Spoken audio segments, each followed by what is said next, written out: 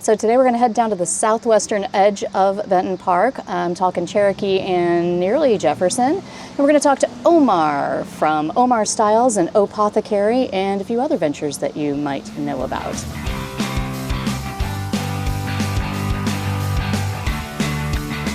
All right, Omar, are you ready? I am, yes. All right, let's do it. Where do you want to go? Well, we have unlimited avenues, so I say we just go forward. Okay. I like that. It's a good mantra that we should all live by, right? Truly, in the golf cart community anyway. Right? All right, so tell me, Omar, how long have you lived in St. Louis? Are you from St. Louis? I'm not from St. Louis. Okay. I have lived in St. Louis for, 16 years now. 16, 16 okay. years, And where did you come from before here? So I came from Kansas City. Oh, okay. Yep. Yeah. Gotcha. Just needed a different change. I didn't really know anyone when I moved here, so I thought, screw it. I'll stay in Missouri, but I'll go a little further. Yeah. And And here you are. and here I am. And have you been in Benton Park the whole time? I have not. So I was close, but we were in Soulard prior to this. We moved into Benton Park right as the pandemic was starting. So that was a journey. However, it was a benefit for me because I got to meet everyone a little easier in the neighborhood. Oh, yeah, okay. That's cool.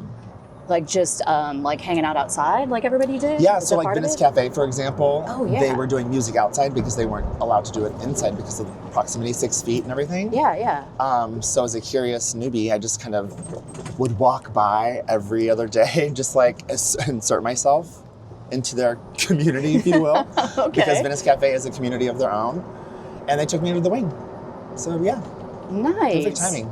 Okay, and you've got several ventures in Benton Park. You've got Omar Styles, Pothecary. Yes. And Cherokee Market. Cherokee Market, yeah. That's the newest babe on the roster. She's growing rapidly fast, which I'm thrilled about. And then I have the salon and vintage clothing combo together. Did you ever see Schitt's Creek?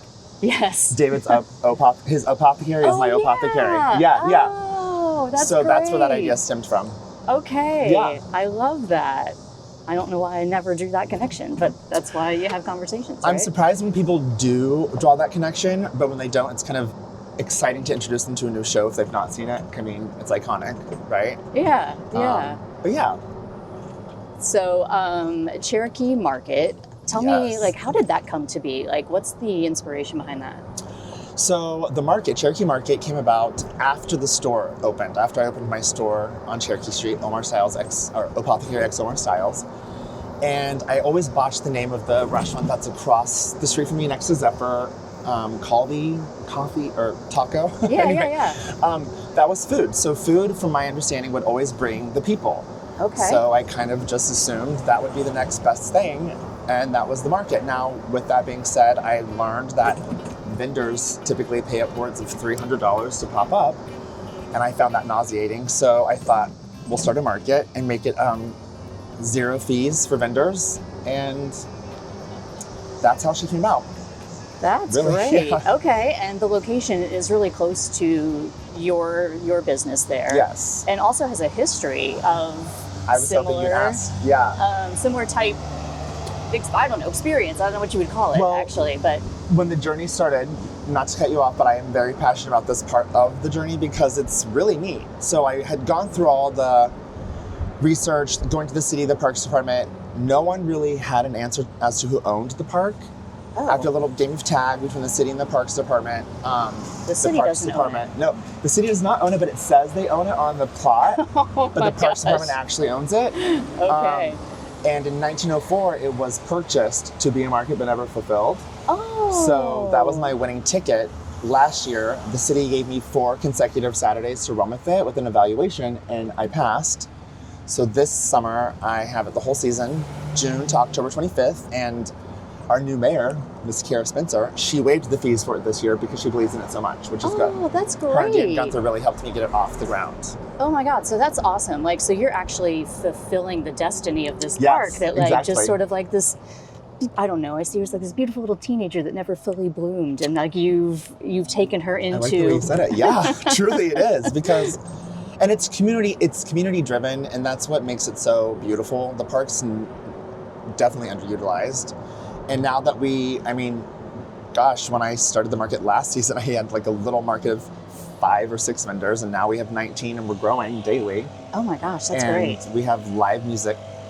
Speaking of from Venice. Cafe, exactly. All the music that we have at the park, they're homegrown from St. Louis and come from Venice Cafe. So I'm super fortunate to know so many artists that are willing to give me their time and play at the market. So that's a really beautiful plus.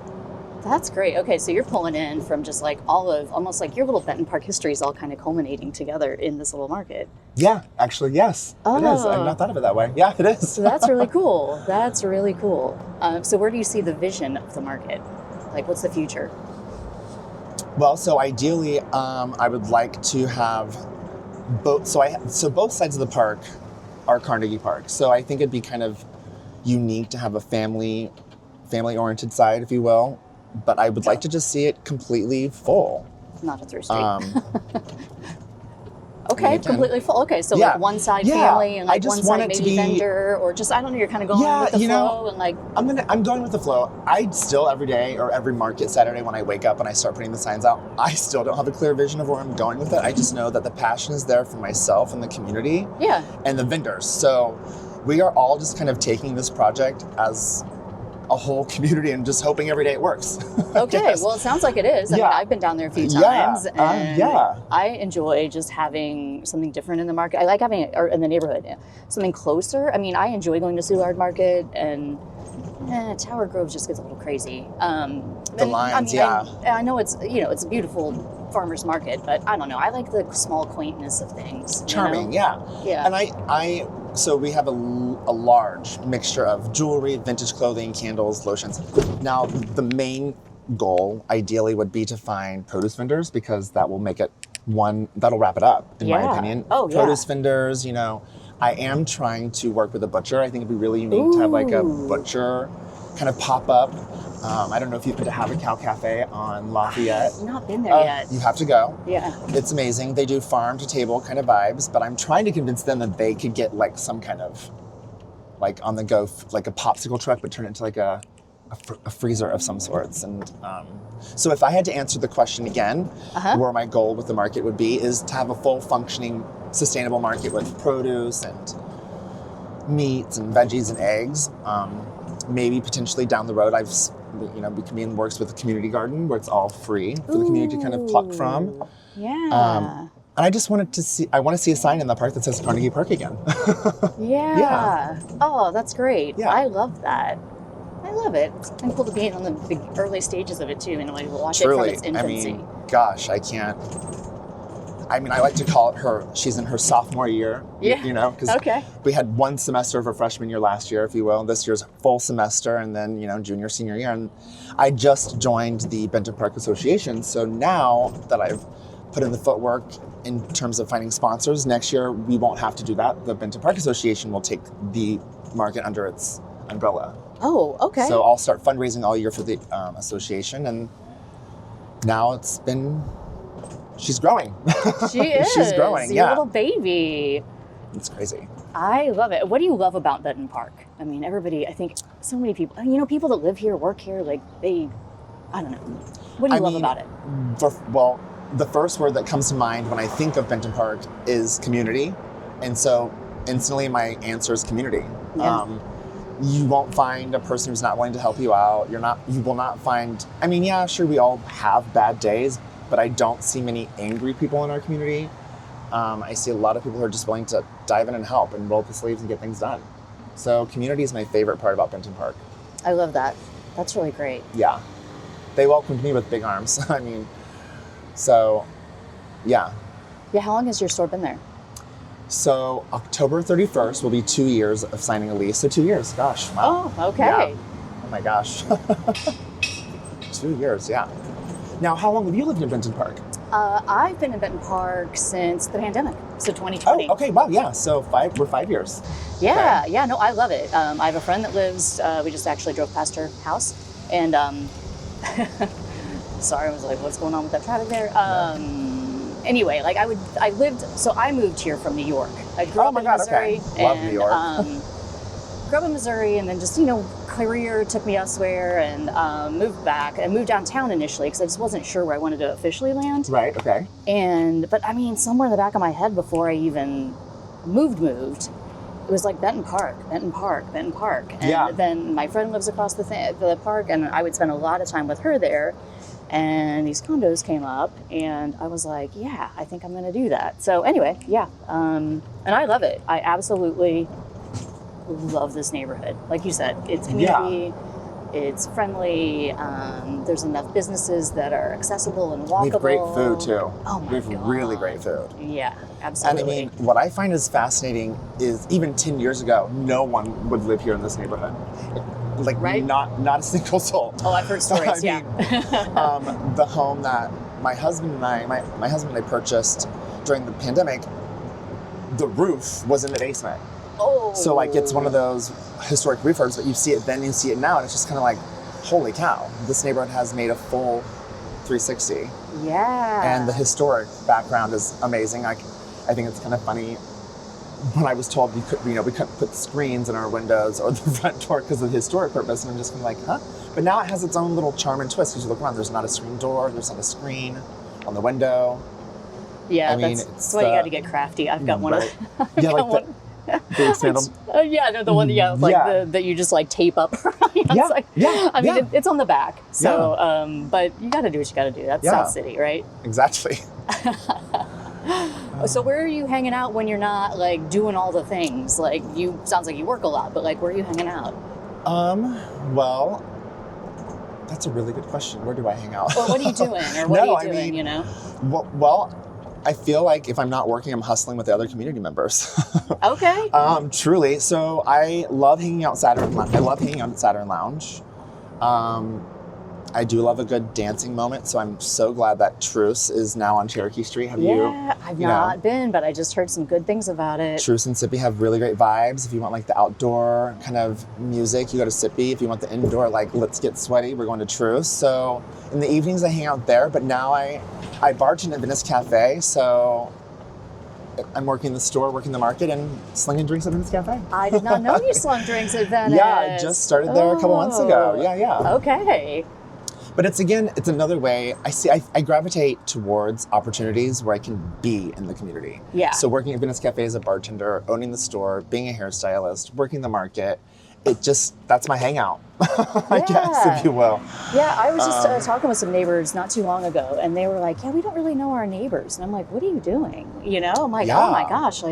But I found that, when I started thinking about it, I'm like, okay, how do I meet people? And it's because I'm out, I mean, I go to Saturn, and I met some neighbors there, and I've met you there a few times, and I don't know, I go to the market up here, your market, and I don't know, just kind of being out and open allows you to, I don't know, to meet people. Well, and you're driving one of the best vehicles to meet people. A golf cart. I love that we're in a golf cart community. I'm assuming you got this at Joe's Getaway Carts. Of course I did. He's a sponsor for the market, so we love Joe. Yeah, he needs to be a sponsor for this. My God, he should. You should interview him on a golf cart. Right? But you said it right. Just tapping into the other things that we have to offer. Love Bank Park, if you just want to read a book, you're going to meet someone.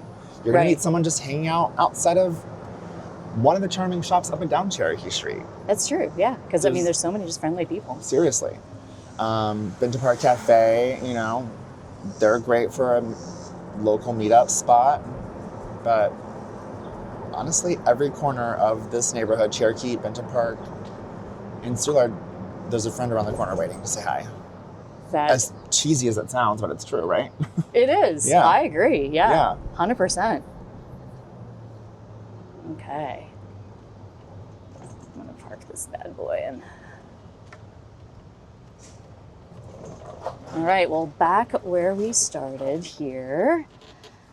One final question. Yeah. What do you tell people? Like you just said, 10 years ago, nobody wanted to live here, Mm-hmm. right? And I still feel like there's some element of that stereotype that exists in this city, not the community, not the neighborhood. Right. But so what do you tell people, about living here?